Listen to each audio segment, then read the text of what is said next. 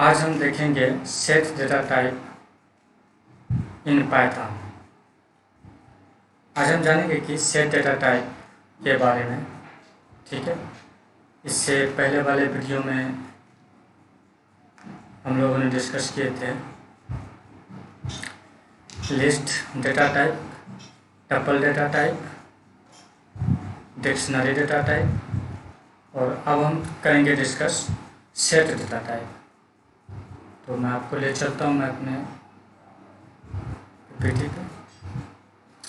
Set data type in Python.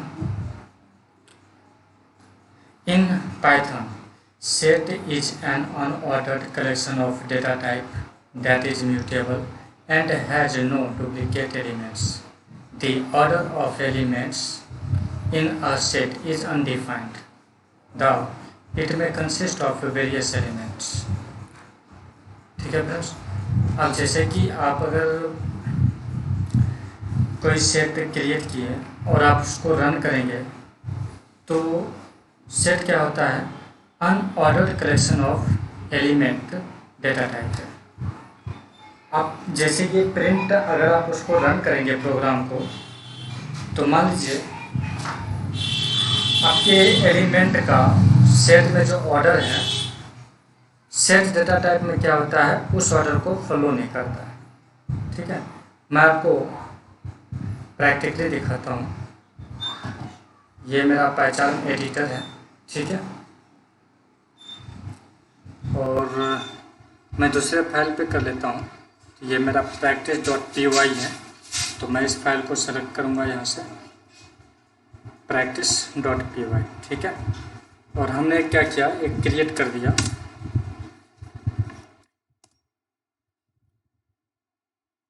Set create किया। ठीक है,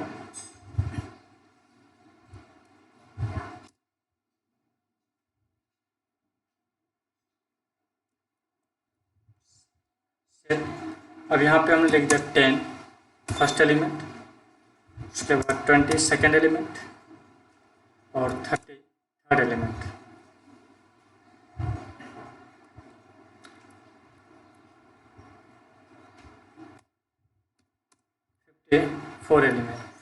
फोर्थ एलिमेंट। ठीक है, अब देखिए, अब क्या है कि जब हम इसको रन करेंगे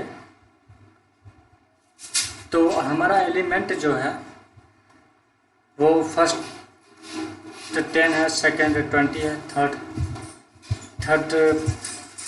ऑर्डर पे 30 है, और फोर्थ ऑर्डर पे 50 है। तो जब हम इस प्रोग्राम को रन करेंगे तो आउटपुट जो है ऑर्डर को फॉलो नहीं करेगा। ये जो है आउटपुट आपको देगा, कौन सा मतलब एलिमेंट आपको पहले दे देगा ये कोई नहीं जानता। ठीक है, तो let me run this program. देखिए, इस प्रोग्राम को रन करते हैं और फिर देखते हैं।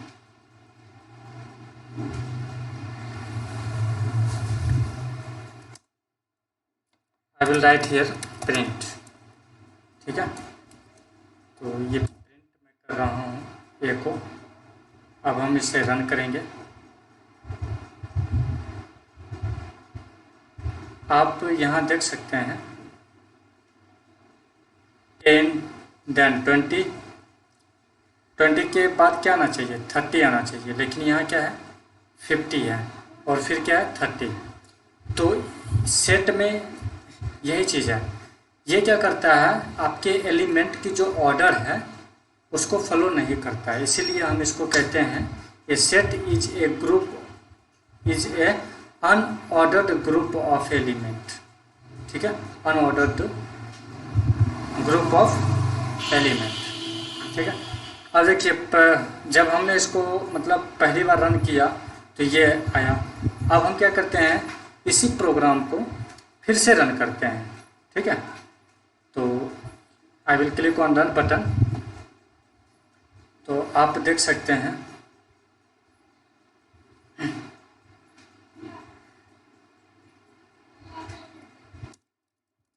मैं हटाता हूँ और फिर मैं लिखता हूँ प्रिंट ऑफ ए। ठीक है,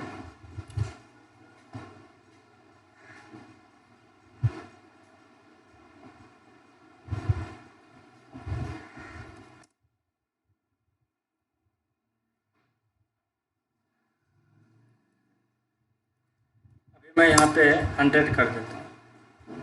अब इस प्रोग्राम को रन करता हूँ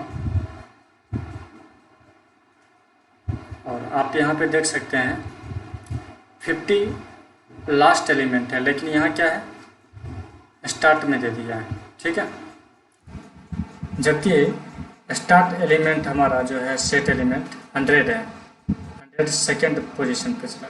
ठीक है, तो ये अनऑर्डर्ड मतलब ग्रुप ऑफ एलिमेंट है। ठीक है, ये ऑर्डर को फॉलो नहीं करता पहले नंबर।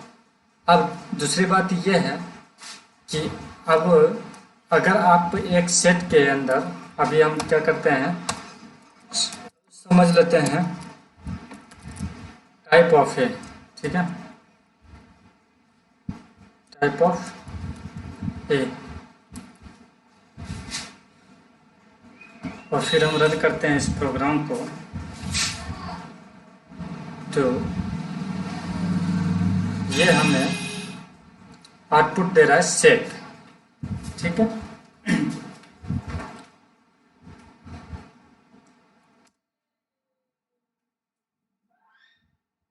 और अगर हमें मान लीजिए कि एम्प्टी सेट मुझे कोई क्रिएट करना है, तो वो कैसे होगा, इसके लिए हमें लिखना पड़ेगा सेट और इस तरह से।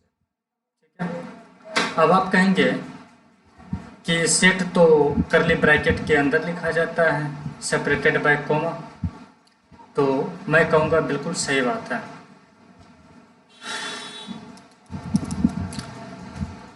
यही रीज़न है कि अगर हम यहाँ पर लिखते हैं b इक्वल्स, और फिर हम लिख देते हैं करली सेट ऑफ करली ब्रैकेट, और हम यहाँ पे प्रिंट करेंगे b को। ठीक है, let me run this program. आप यहाँ पे देख सकते हैं हमें जो है डिक्शनरी मिल गया। ठीक है, अब हम जानना चाहते हैं यहाँ पे टाइप ऑफ बी,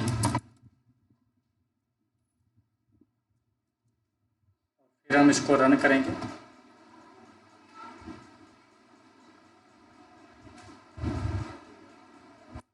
आप क्लास देख सकते हैं, ये डिक्शनरी क्लास है। ऐसा क्यों है, क्योंकि करली ब्रैकेट जो है डिक्शनरी को दे दिया गया। ये करली ब्रैकेट डिक्शनरी को दे दिया गया इसलिए कि अगर डिक्शनरी में आपको एम्प्टी डिक्शनरी क्रिएट करना है तो आप वहाँ पे करली ब्रैकेट यूज कर सकते हैं। अब आपको सेट में अगर आपको एम्प्टी सेट क्रिएट करना है, जबकि सिंटैक्स सेम है, जैसा कि आप डिक्शनरी में एलिमेंट को कॉमा सेपरेट करते हुए लिखते हैं, सेम वही फंडा सेट में भी होता है। ठीक है, लेकिन सेट को पैरेंथेसिस क्यों दे दिया गया, इसलिए दे दिया गया कि इसके पास बचा कुछ नहीं, क्योंकि इसने करली ब्रैकेट इसको दे दिया तो ये क्या यूज़ करेगा, इसीलिए सेट को जो है मतलब स्मॉल ब्रैकेट दे दिया गया। तो अब आप इसको अगर रन करेंगे तो आपको एम्प्टी सेट देगा। ठीक है, आई विल प्रिंट ए। ठीक है, तो let me run this program. आप यहाँ पे देख सकते हैं हमें एम्प्टी सेट मिल गया।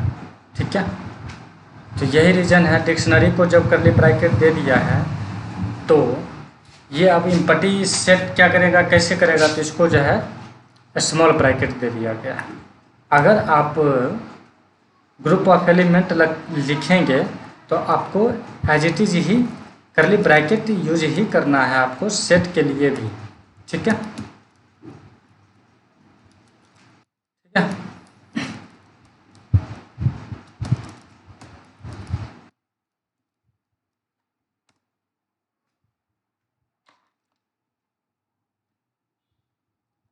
तो अब आप मतलब अब देखिए हम दिखाते हैं आपको creating a set. Sets can be created by using the built in set function. ठीक है, हम सेट को क्रिएट उस तरह से भी कर सकते हैं, या फिर हम सेट फंक्शन जो ऑलरेडी इनबिल्ट पाइथन में है, हम उसका भी यूज करके सेट को क्रिएट कर सकते हैं। ठीक है, विद एन ऑब्जेक्ट और sequence by placing this sequence inside curly braces separated by comma. ठीक है, accessing a set, set items can't be accessed by referring to an index.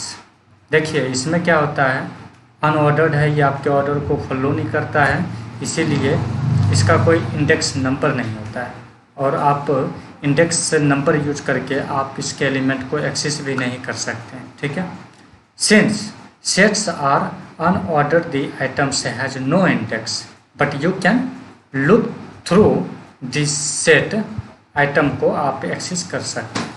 ठीक है, तो हम कैसे इसके आइटम को एक्सेस करेंगे, तो ये हम जो है नेक्स्ट वीडियो में देखेंगे। ठीक है, और हम देखेंगे कि लूप के थ्रू इसके एलिमेंट को हम कैसे एक्सेस कर पाएंगे। ठीक है, आज के लिए इतना ही। Thanks for watching.